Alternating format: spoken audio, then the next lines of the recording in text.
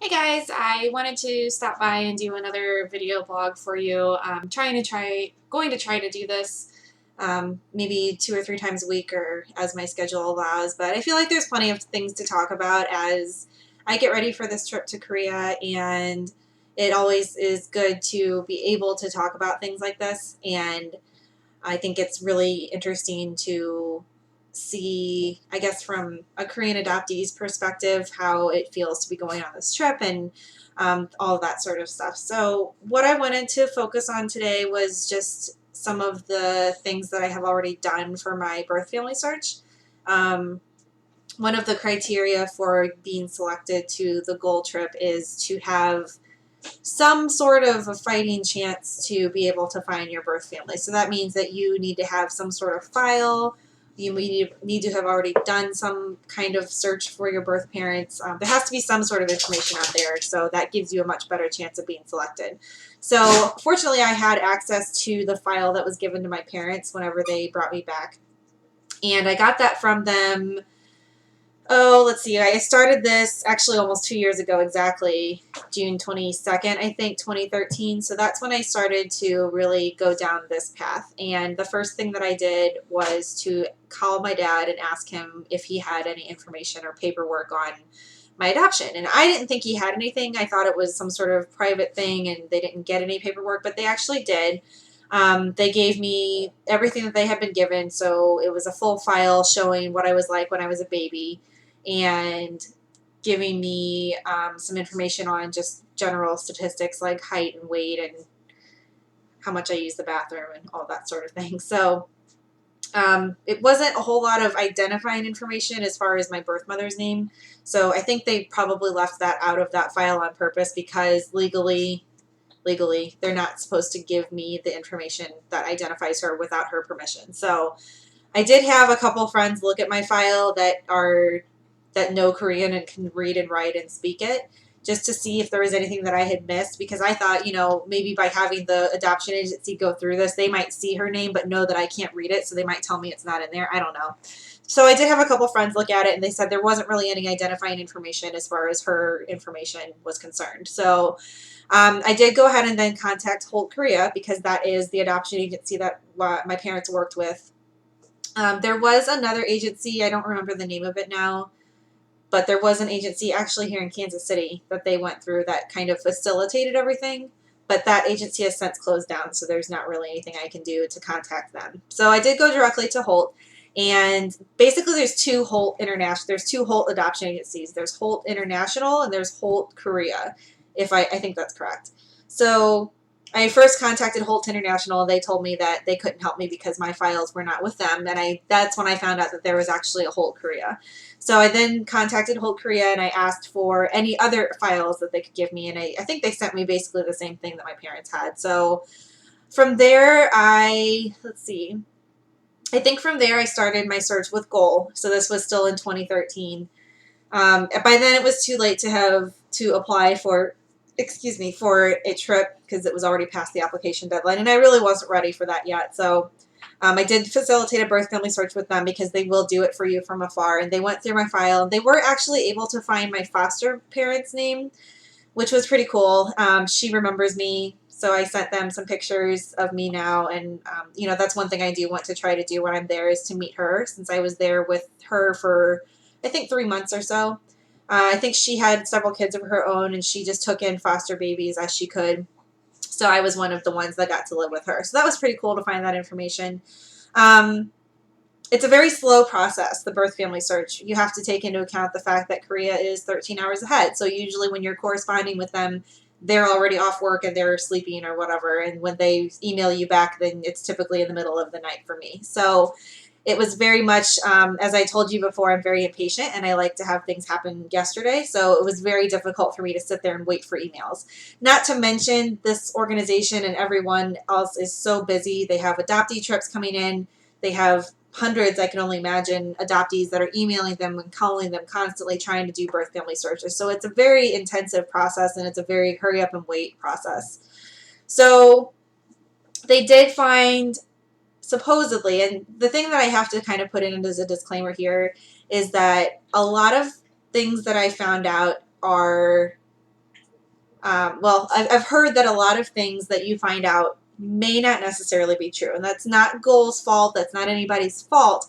But apparently, back when there was an adoption boom in the 70s and 80s, there was a lot of falsifying of records. So that means that a baby, my file was pretty specific saying that my birth mother gave birth to me and immediately gave me up for adoption. However, there are people that were abandoned or that were found or dropped off anonymously.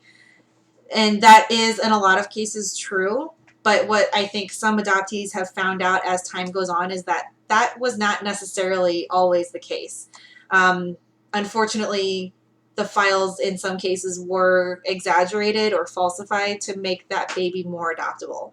It's kind of like going to the Humane Society and seeing a dog that had been left there or abandoned or had some really bad situation. You're going to feel a lot more sorry for that dog than the puppy that was just born or whatever. That's kind of the feeling that I got from it, and it's unfortunate because now the adoptees that are trying to find their families are now stuck with information that may or may not be true.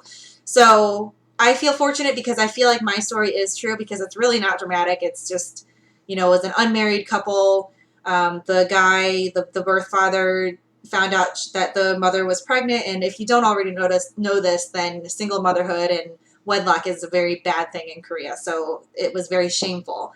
So as soon as he found out that she was pregnant, he left, and I guess she never heard from him. I don't know. And she immediately gave me up for adoption. So that's the only thing I know, and it's not dramatic, it's not uncommon. So I feel like my story is true. So anyway, back to my story. So they found an address for her, for my birth mother. And again, I've really been focusing more on my birth mother than my birth father, just because if I ever find her, I'm sure she'll tell me about my father, but I'm pretty sure they don't have a name for him. And maybe they do. I don't know. So they did find an address. And for whatever reason, Telegram is still being used in Korea. I don't know why. So they're very technologically advanced, so that part is just really confusing to me. But I'm sure I'll be enlightened about that when I get there. So they sent a telegram to that address, and it was returned saying that she no longer lives there. Again, who knows if that's actually true? I guess there's a chance that she does live there, and somebody answered the door and told the people to F right off that she doesn't live there because she doesn't want to be found. That's a possibility. I try not to think about that one because I try to stay positive, and it's hard. I can only hope that she wants to see me as bad as I want to see her, but I mean, I don't know. I have heard stories of birth mothers that want nothing to do with their kids, so that's definitely a possibility.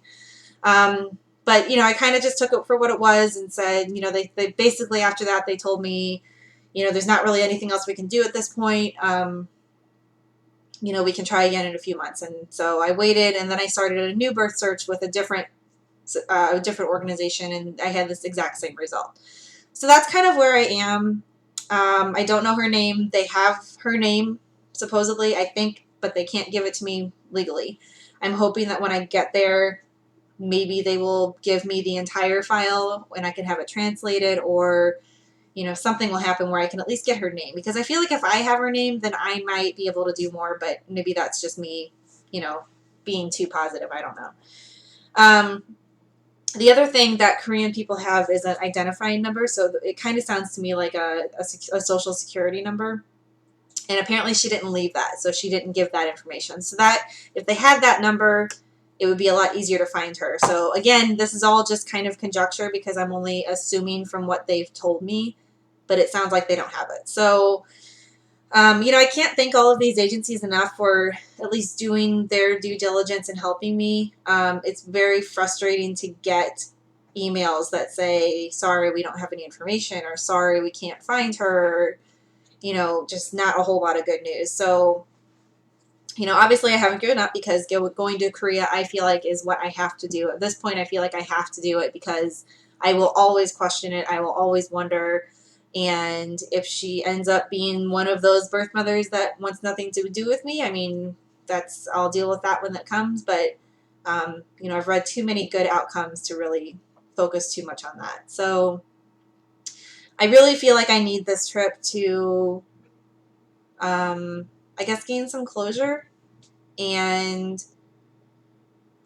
I think that going there with this being my sole focus is going to be really important, because I'm not going to want to go and have fun. Like, it's going to be fun. I know that there are going to be fun things to do, and I know it's going to be experiencing culture and eating more food, and you know, I want to get my hair done and that sort of thing while I'm there. But I'm not looking at this trip as a getaway or anything that's going to be entertaining. It's going to be very emotionally draining, and I think I'm going to come home and stare at a wall for about a week when I come home.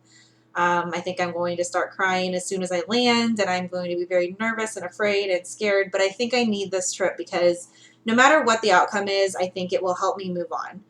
If I don't find anything and I feel like I've done everything, then I can then maybe plan another trip that is a vacation, and then Daniel and I can go together, or I can go with friends, and we can actually enjoy it and go sightsee and do things that, you know, will help me learn about the culture. And right now, I just can't even think about that part. So, you know, that's kind of where I'm at with this right now. I would say that I would say I'm probably more nervous than anything else right now, because I just don't know what to expect. And, you know, they did create a Facebook group for all of the adoptees that are going on this trip, and that's kind of the general consensus, is everybody's just a little nervous. Some people are farther along in their birth family search, others haven't really started, but, you know, the good thing is that we're all in it together. And that's why I'm glad that I chose this trip to apply to, because there's other adoptee trips. There's so many that I can't even name all of them, and it's really cool. Excuse me, but this one is very focused on your birth family search. Others are, they do a little birth family search, but it's other, you spend a lot of time touring and doing cultural things, and I am interested in that, but I don't think I could do it right now. I don't think I could immerse myself in just that and only that. So I think I need this trip. I think it's going to be the right one for me. You know, and we'll just have to see what happens. But the good thing is that Korea as a whole really wants adoptees to come back. Obviously, whenever the adoption boom was going on, there was a lot of economical instability, and there was a lot of cultural instability, with mothers feeling like they couldn't have babies without being married. And that is still definitely a stigma. There's still a lot of babies out there that need homes even today.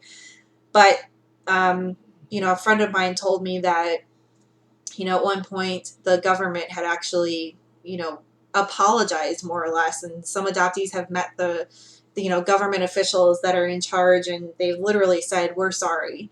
Like, we didn't want you to go. We didn't want you to leave our country. Please come back so we can show you, you know, how great we really are, and that this isn't a terrible place." And, you know, I think that's really cool. I think it's neat to have the support of the government and of the people, which makes me feel a lot better about going and feeling like I'm not necessarily an outsider. You know, I mean, people will be able to tell that I'm from America. You know, I obviously don't speak Korean. I don't have that traditional, you know, Korean girls just look a little bit different there. So people will definitely be able to know that I, you know, I'm not a first generation Korean, which makes me feel better, because my ignorant teenage brain was always like, oh, they're all going to talk to me in Korean, and I won't be able to talk back, and they're going to think I'm an idiot. But that's not going to be the case at all. First of all, a ton of people speak at least conversational English there. Second of all, they will be able to tell that I am not from Korea. So, you know, I think that makes me feel better too, because I won't feel like I stick out in the place where I'm actually from, because that's just not fun. So anyway, I think that's all I have for today. I don't want to make this go rambling on for hours and hours, because I could do it. So yeah, I hope that kind of gives you a little bit of education about what is involved in a birth family search and what my goals are and that sort of thing. And I will be back later this week or this weekend with some more updates for you. Have a good day.